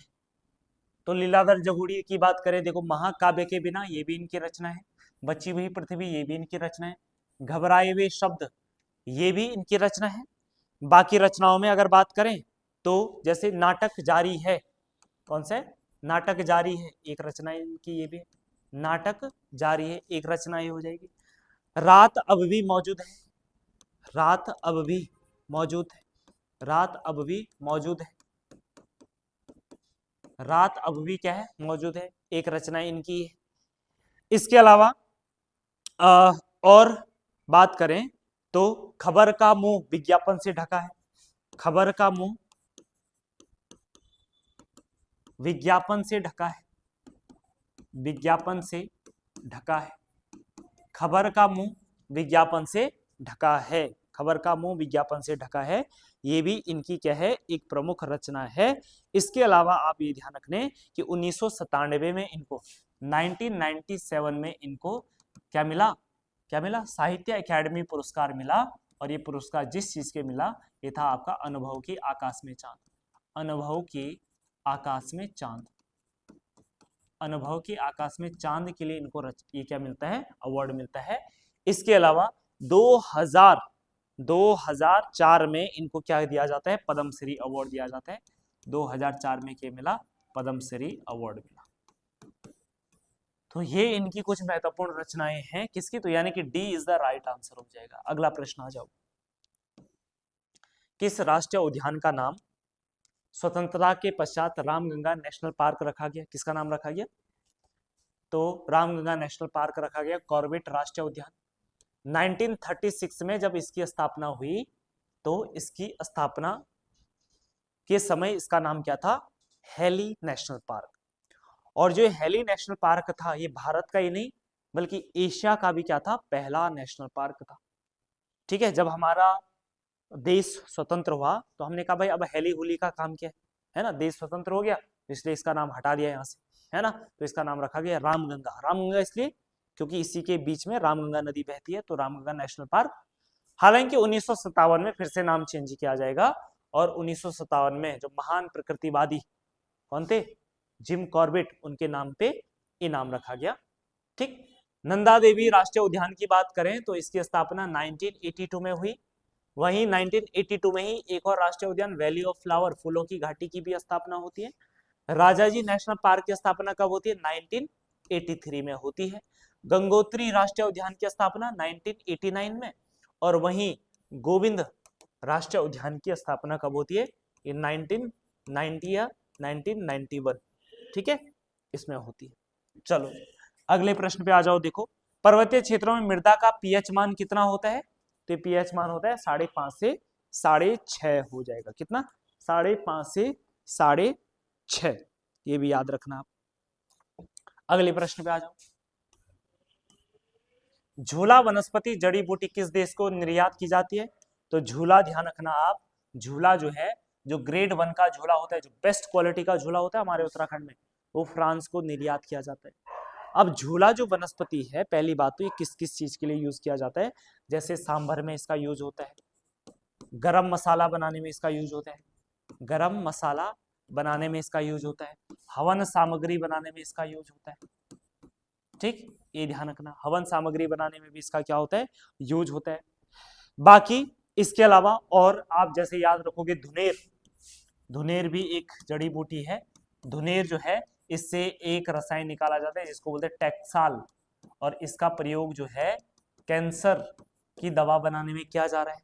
वहीं अगर भैकल की बात करें तो ये भूटिया लोग जो हैं क्या करते हैं, भैकल से तेल निकाल करके, ठीक है, जो कि किस काम में आता है, गठिया रोग को ठीक करने में आता है। इसके अलावा और जैसे अमेश, पर्वतीय क्षेत्रों में जो अमेश होता है, ठीक है, यह टमाटर के विकल्प के रूप में प्रयोग किया जाता है। टमाटर के विकल्प के रूप में इसका क्या किया जाता है, प्रयोग किया जाता है। ये अमेश हो जाएगा। अमेश के अलावा, ठीक है, जैसे आपने कंडाली सुना होगा, कंडाली भी लोग खाते हैं, बिच्छू घास भी कहा जाता है। तो कंडाली जो सर्वाधिक फायदा करती है, एनीमिया रोग का क्या होता है, नाशक होता है। एनीमिया रोग का क्या होता है, नाशक होता है। इसके अलावा आपने घिंगारो सुना होगा, घिंगारो किस लिए काम आता है, हृदय रोग, ठीक है। ब्राह्मी सुना होगा, ब्राह्मी किस लिए होता है, बुद्धिवर्धक होता है। तो कई सारे हैं, ये ध्यान रखना आपको। अगला, पंचेश्वर बांध किस नदी पे प्रस्तावित है, तो पंचेश्वर बांध जो है काली नदी पर प्रस्तावित है। लगभग जो 6000 मेगावाट के आसपास की क्या है, परियोजना है। जब ये परियोजना हो जाएगी तो ये भारत की सबसे बड़ी परियोजना हो जाएगी, और जो बांध होगा ये भारत का सबसे ऊंचा बांध होगा, जो कि इसकी ऊंचाई होगी 311 मीटर। अभी भारत का सबसे ऊंचा बांध कौन सा है, टिहरी बांध है, 261 के आसपास है। तो सोचो ये तो 311 हो जाएगा। केदारनाथ में स्थित किस गुफा में प्रधानमंत्री मोदी जी ने ध्यान किया था, कौन सी गुफा थी, कौन सी गुफा थी बताओ। हैं? अरे ध्यान गुफा ही, तभी तो उसका नाम ध्यान गुफा पड़ा। अगला प्रश्न, किस विदेशी लेखक ने कुड़िन शासन का वर्णन किया? तो किसने किया था? टॉलमी ने। तो टॉलमी ने, ध्यान रखना, किसका वर्णन किया था? किसका वर्णन किया था टॉलमी ने? तो टॉलमी ने जो है वर्णन किया था किसका है, किसका किया था? कुड़िनों का वर्णन किया था। वहीं देखो महाभारत के वन पर्व में बात करें तो महाभारत में जो है हमें किसका उल्लेख मिलता है? तो यहाँ भी हमें कुड़िनों का क्या मिलता है? उल्लेख मिलता है। ठीक है, इसके अलावा बाकी कुड़िनों की बात करें तो कुड़िनों की जो जानकारी मिलती है वो हमें कहाँ से मिलती है? तो कुड़िनों के हमें क्या हुए? सिक्के प्राप्त हुए। ठीक है, जैसे हमें टिहरी गढ़वाल के थत्यूड़ या अठोर पट्टी से प्राप्त हुए। इसके अलावा जैसे आपके कौन सा हो जाएगा? उत्तरकाशी का देवी ढुंगा नामक स्थान जो कि पुरोला में पड़ता है।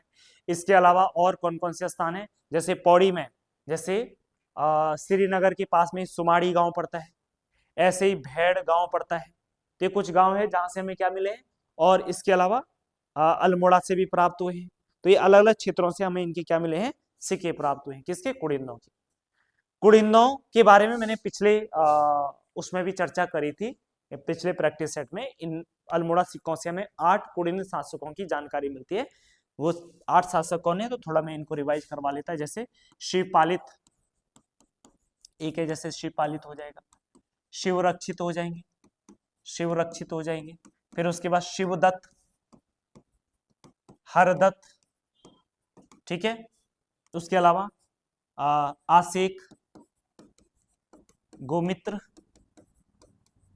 इसके अलावा विजय भूति, विजय भूति और अमोद भूति हो जाएगा। ठीक है, और अमोद भूति सबसे शक्तिशाली क्या था? राजा था। बाकी इनके जो सिक्के मिले हैं उनको हम तीनों भाग में डिवाइड कर रखा है, अल्मोड़ा प्रकार के सिक्के, छत्रेश्वर प्रकार के सिक्के और अमोद प्रकार के सिक्के। तो इन बातों को भी आप ध्यान रख रहे हैं। और एक किताब याद रखोगे आप, ठीक है, और क्या रखोगे कि morphology of Kudin coins, morphology of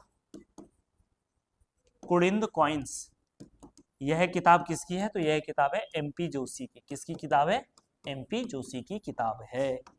अगला प्रश्न आ जाओ जी। कत्यूरी कालीन मंदिर, कत्यूरी कालीन मंदिर है तो कत्यूरी कालीन मंदिर कैसे, किस शैली के? तो देखो आपको छत्रयुक्त शैली के भी मिल जाएंगे और शिखरयुक्त शैली के भी मिल जाएंगे। तो ए और बी आपके दोनों क्या हो जाएंगे? बिल्कुल सही हो जाएंगे। और ध्यान रखना, उत्तराखंड में कत्यूरियों के समय को क्या कहा जाता है? स्थापत्य कला का स्वर्ण काल कहा जाता है। इस टाइम पे आपको मंदिर निर्माण की बेहतरीन शैलियां मिल जाएंगी। बहुत सारे मंदिरों का निर्माण करवाया है किसने? कत्यूरियों ने। अगला प्रश्न, कत्यूरी राज्य में प्रांतों का शासन कौन चलाया करता था? तो कत्यूरी राज्यों में प्रांतों का शासन कौन चलाता था? तो इसको उपरिक या राज्यपाल कहते थे। उपरिक या राज्यपाल कहा जाता था। ठीक है, और बाकी जो आपका क्या होता, प्रांत होता था, ये कई विषय और जिलों में डिवाइड रहता था। ठीक है, ये भी आपको ध्यान रखना है। इसके अलावा अगर बात करें तो बाकी जैसे देखो यहाँ पे क्या है? उपचारिक है एक, उपचारिक या इसी को पटकोषचारिक भी कहा जाता है। क्या कहा जाता है इसी को? पटकोषचारिक, पटकोषचारिक।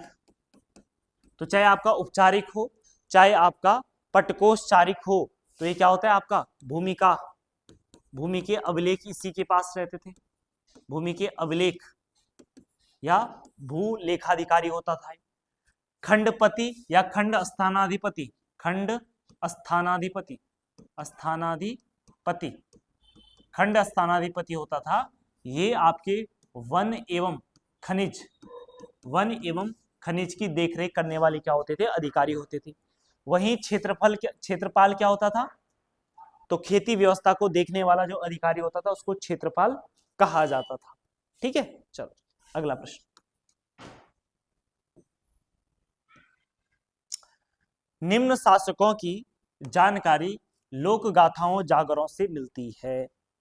चलो जी बताओ, किन शासकों की जो कथा और जो क्या है आपकी लोक गाथाएं हैं वो हमें जागरों से मिलती है? तो ये मिलती है हमें मध्यकालीन कत्यूरी शासक। ठीक है, तो मध्यकालीन कत्यूरी शासकों की जो जानकारी है हमें वो लोक गाथा और जागरों से क्या होती है? प्राप्त होती है। चलो अगला प्रश्न आ जाओ। बाड़ाहाट शक्ति स्तंभ लेख के संदर्भ में कौन सा कथन सही है? तो देखो हमारे राज्य में दो त्रिशूल लेख मिलते हैं। एक आपका उत्तरकाशी के बाड़ाहाट में मिलता है और दूसरा आपका कहां पे मिलता है? आपका चमोली के गोपेश्वर मंदिर में मिलता है। ठीक, चलो और यहाँ पे उत्तरकाशी के बाड़ाहाट शक्ति स्तंभ की बात हो रही है। तो पहला कथन है यह अभिलेख श्री गुह का त्रिशूल अभिलेख कहलाता है। तो बात बिल्कुल ठीक है। इस त्रिशूल लेख में 3 श्लोक उत्कीर्ण है। प्रथम श्लोक में गणनरेश द्वारा शिव मंदिर के निर्माण का उल्लेख है। तो बात भी ये भी सही है। और द्वितीय श्लोक में गणेश्वर के पुत्र श्री गुह का उल्लेख मिलता है। तो ये बात भी बिल्कुल सही है। तो D is the right answer हो जाएगा। तो बाड़ाहाट के त्रिशूल लेख से हमें 2 लोगों की जानकारी मिलती है। एक आपका कौन सा है? एक है गणेश्वर हो जाएगा और दूसरा आपका कौन सा हो जाएगा? उसी का पुत्र गुह हो जाएगा। इसके अलावा दूसरा हमारे पास कौन सा त्रिशूल अभिलेख है? गोपेश्वर का त्रिशूल अभिलेख है ना, गोपेश्वर त्रिशूल लेख, गोपेश्वर त्रिशूल लेख, गोपेश्वर त्रिशूल लेख। ठीक, और चाहे आपका गोपेश्वर का त्रिशूल लेख हो चाहे बाड़ाहाट का त्रिशूल लेख हो, इनसे हमें किस वंश की जानकारी मिलती है? नाग वंश की जानकारी मिलती है। ठीक है, नाग वंश की क्या मिलती है? जानकारी मिलती है, जो हमारे उत्तराखंड में 6वीं से लेकर 7वीं शताब्दी के बीच में इन्होंने क्या किया था? शासन किया था। गोपेश्वर जो त्रिशूल लेख है, गोपेश्वर त्रिशूल लेख से हमें 4 नाग राजाओं की क्या मिलती है? जानकारी मिलती है। और ये 4 नाग राजा जो हैं, ये कौन कौन से हैं? तो ये 4 नाग राजा हमारे पास हैं। एक है स्कंद हो जाएंगे, गणपति हो जाएंगे, स्कंद नाग, गणपति नाग। ठीक है, इसके अलावा विभु नाग हो जाएगा और आपका कौन सा हो जाएगा? अंशु नाग हो जाएगा। ठीक है, चलो अगले प्रश्न पे आ जाओ। आटा पीसने हेतु प्रयोग में लाए जाते थे। आटा पीसने हेतु प्रयोग में क्या लाया जाता था? क्या लाए जाते थे? है ना, घराट लाए जाते थे। आटा मशीन ये तो अब की बात है ना। ठीक है, तो पहले क्या लिए जाते? घराट। तो पहले के टाइम पे घराट हुआ करते थे, लोग अपना आटा पिसाने के लिए जाया करते थे। तो ए इज द आपका क्या हो जाएगा? राइट आंसर हो जाएगा। अगला प्रश्न है, खेतों की सिंचाई के लिए बनाई गई छोटी नहर क्या कहलाती है? क्या कहलाती है? गूल। क्या कहलाती है? गूल। गूल हो जाएगा। हाँ गूल, मूल नहीं, ये गूल है। गूल, गूल या कूल आपने सुना होगा, है ना। चलो जी, खाल जो होते हैं ये आपके पानी के प्राकृतिक या एक तरीके से जो खुद ही बने हुए तालाब हैं जनरली, जिसमें पशुओं को क्या किया जाता है? पानी पुनी पिलाया जाता है। नौला क्या होता है? तो नौला क्या होते हैं? तो पानी पीने के जो प्राकृतिक स्रोत होते हैं उनको नौला कहा जाता है। ठीक, चलो अगले प्रश्न पे आ जाओ। हेमंती नंदन बहुगुणा जी का जन्म 1919 में किस जिले में हुआ? तो किस जिले में होते हैं? तो देखो बुगानी गांव पौड़ी गढ़वाल में, बुगानी गांव पौड़ी गढ़वाल में हेमंती नंदन बहुगुणा जी का क्या होता है? जन्म होता है। ठीक है, और अगर बात करें तो इनका जन्म 1919 ईस्वी में हुआ था। कब हुआ था? 1919 ईस्वी में हुआ। हेमंती नंदन बहुगुणा जी की अगर बात करें तो सबसे पहले आपको ये ध्यान रखना है इनके बारे में कि इन्हें गढ़वाल का चंदन भी कहा जाता है। क्या कहते हैं इनको? गढ़वाल का चंदन, गढ़वाल का चंदन भी कहते हैं इनको। ठीक, 1919 में इनका जन्म हुआ। इसके अलावा ध्यान रखना 1973 में ये क्या बने? यूपी के सीएम बने। यूपी के क्या बनते हैं? सीएम बनते हैं। इसके अलावा 1979 में इन्होंने एक पार्टी का गठन किया और पार्टी का नाम था क्या? लोकतांत्रिक समाजवादी पार्टी। लोकतांत्रिक समाजवादी पार्टी हो जाएगा। ठीक है, लोकतांत्रिक समाजवादी पार्टी हो जाएगा। ठीक, इतनी बात आपको याद रखना है। इसके अलावा इनकी एक आत्मकथा है जो मैंने पिछली बार भी दी थी आपको पेपर में, आत्मकथा, और इसका नाम है Indian noise home. Indian noise home इनकी क्या है? आत्मकथा। चलो जी अगला प्रश्न, निम्न में से कौन सा युग्म सुमेलित नहीं है? कौन सा युग्म सुमेलित नहीं है बताओ जरा। नैन सिंह रावत सर्वेयर, बिल्कुल ठीक है। नरेंद्र सिंह नेगी गढ़वाली लोकगीत, बिल्कुल ठीक है। सुंदरलाल बहुगुणा थिएटर से संबंधित? सुंदरलाल बहुगुणा नहीं, सुंदरलाल बहुगुणा क्या है? पर्यावरणविद है। क्या है? पर्यावरणविद हो जाएंगे। माधव आशीष पर्यावरण और आध्यात्मिकता हो जाएगा। तो ये बिल्कुल आपका सही हो जाएगा। अगला प्रश्न आ जाओ। स्कीइंग के संदर्भ में निम्नलिखित कथनों पे हमें क्या करना है, विचार करना है। तो जरा विचार करते हैं भैया इन पे। तो देखो सबसे पहले यह सर्वाधिक लोकप्रिय साहसिक खेल है। क्या ये बात सही है? बिल्कुल सही बात है भाई, स्कीइंग लोकप्रिय साहसिक खेल है। वर्ष 1987 से गढ़वाल मंडल विकास निगम द्वारा प्रतिवर्ष स्कीइंग महोत्सव किया जाता है। बिल्कुल ठीक है। चमोली जिला स्थित ऑल स्कीइंग तथा अन्य शीतकालीन खेलों के लिए प्रसिद्ध है। ये भी बिल्कुल सही है। तो आपके क्या बताना है, गलत कौन सा है? तो गलत कोई है ही नहीं, तो इनमें से कोई नहीं हो जाएगा। नेक्स्ट प्रश्न आ जाओ। गलत युग्म का आपको क्या करना है, चुनाव करना है। तो गलत युग्म का चुनाव करना है। हरिदत्त कापड़ी आपके बास्केटबॉल प्लेयर हो जाएंगे। ठीक है, कि ये बात सही है? Haridatt Kapri basketball player. दूसरा भूमिका शर्मा। भूमिका शर्मा किससे संबंधित है? तो भूमिका शर्मा भी आपका क्या है भूमिका शर्मा। बताओ रे, भूमिका शर्मा किससे संबंधित हो जाएगी? ये भी हमारे क्या हो जाएंगे? चलो जी, पूरा नहीं दिख रहा है, चलो अब दिख रहा है, ठीक है। भूमिका शर्मा जो है आपकी वो किससे संबंधित है? बॉडी बिल्डर जी हो जाएंगे। वो बॉडी बिल्डर होंगे, हाँ बिल्कुल बॉडी बिल्डर, ठीक है। सुरेंद्र सिंह वाल्दिया नौकायान। तो यानी कि 3 तो सही होंगे, तो चौथा वाला आपका क्या हो जाएगा? गलत हो जाएगा। और आप इसमें कमेंट करेंगे ऑनलाइन वाले कि मनीष पांडे किस खेल से संबंधित है। ठीक है, बाकी तीन का बिल्कुल क्या है, सही मिलान है। आप लोग कमेंट करके बताएंगे कि मनीष पांडे किससे संबंधित है। चलो ये आपके लिए होमवर्क हो जाएगा। अगला प्रश्न, उत्तराखंड में सैनिक छावनी परिषद की संख्या कितनी है? तो उत्तराखंड में सैनिक छावनी परिषद की संख्या है कितनी? 9 है। कितनी है? 9 है। और राज्य की पहली छावनी राज्य की पहली जो छावनी है वो कौन सी है? बताओ कौन सी हो जाएगी? अल्मोड़ा हो जाएगी। सबसे पहले अंग्रेज अल्मोड़ा में तो आए थे, अल्मोड़ा छावनी। ठीक, तो अल्मोड़ा छावनी की स्थापना ही कब हो जाएगी? 1815 में अंग्रेज आ गए थे, तो 1815 में अल्मोड़ा छावनी की स्थापना हुई। सबसे लेटेस्ट जो छावनी है, यानी कि जो 9वीं छावनी है, वह 9वीं छावनी आपकी कौन सी है? तो ये है आपकी कौन सी? देहरादून में कौन सी छावनी है? क्लेमेंट टाउन वाली। कौन सी? क्लेमेंट टाउन छावनी। ठीक है, Clement town latest Clement town जो छावनी है, ये सबसे लास्ट में बनी छावनी है। इसकी स्थापना 1941 ईस्वी में हुई थी। इसके अलावा ध्यान रखना, जो देहरादून छावनी है, देहरादून छावनी को, या जिसको आप कैंट भी बोलते हैं, इसको उत्तरांचल बनने के बाद इसे उत्तरांचल सब एरिया के नाम से भी जाना जाता है। तो देहरादून छावनी को जो है राज्य बनने के बाद उत्तरांचल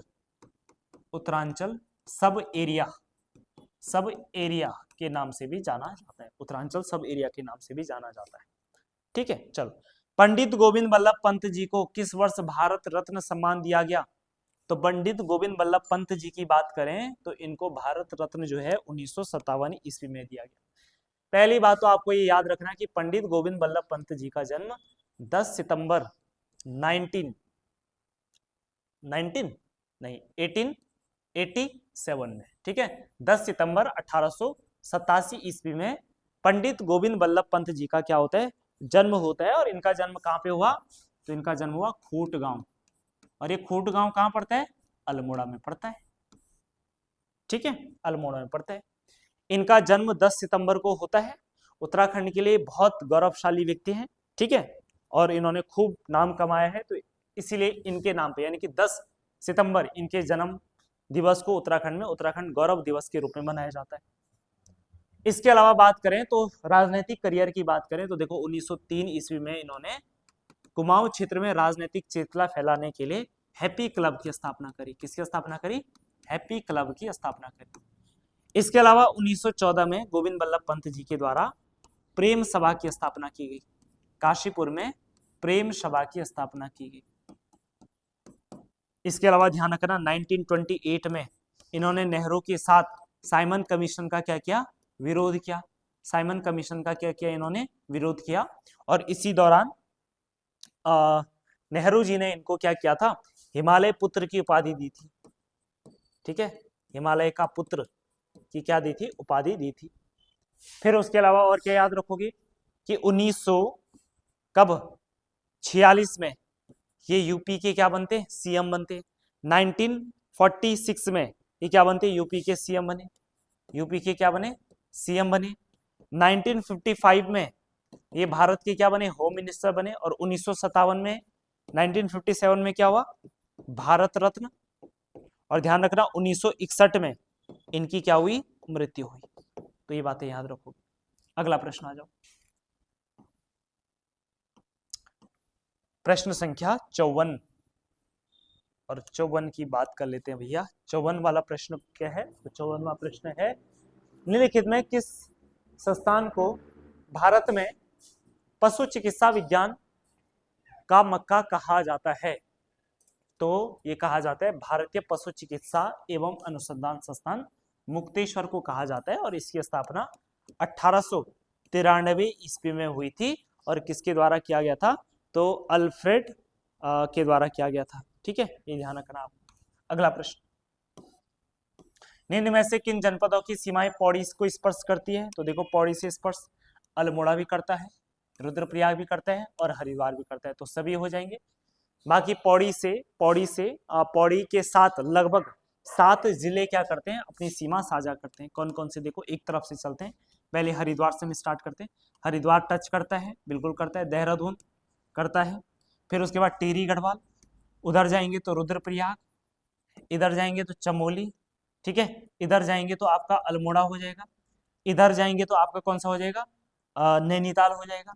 तो कितने डिस्ट्रिक्ट हुए, 1 2 3 4 5 6 7। तो 7 जनपद क्या करते हैं, अपनी बाउंड्री शेयर करते हैं। अगला प्रश्न, कोटद्वार किस नदी के तट पर है, तो खो नदी, सी करेक्ट। गढ़वाल जनजागरण का पिता एवं महर्षि किसे कहा जाता है, बताओ किसे कहा जाता है, हैं? किसे कहा जाता है, तो ध्यान रखना है तारादत्त गैरोला को कहा जाता है। अगला प्रश्न, घिनुर पानी नामक स्थान स्थित है। तो घिनुर पानी नामक स्थान जो है ये आपको कहां पे मिल जाएगा, केदारनाथ में मिल जाएगा। कहां पे मिल जाएगा, केदारनाथ में मिल जाएगा। ठीक है, चलो जी।